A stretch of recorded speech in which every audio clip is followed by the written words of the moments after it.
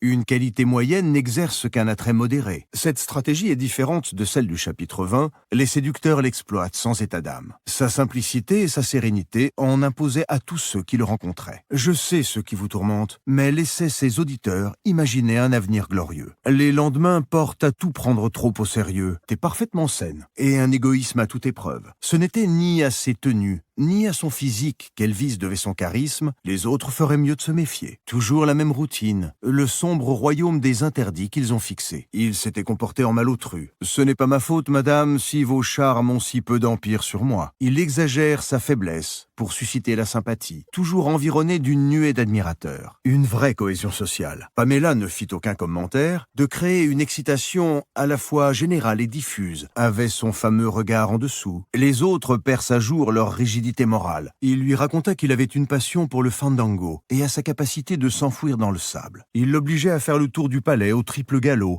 et à se mettre à table des sandales crottées aux mains. La non-directivité. Valmont induit ainsi à loisir chez Madame de Tourvel un état serein. Elle exigea qu'il quitte le château où ils étaient tous les deux reçus comme invités et fit alors un aveu stupéfiant. « Veut en savoir davantage sur votre compte. » Pendant une répétition de la Cerizet, une des astuces de la coquette est de se refuser. Les gens sont narcissiques.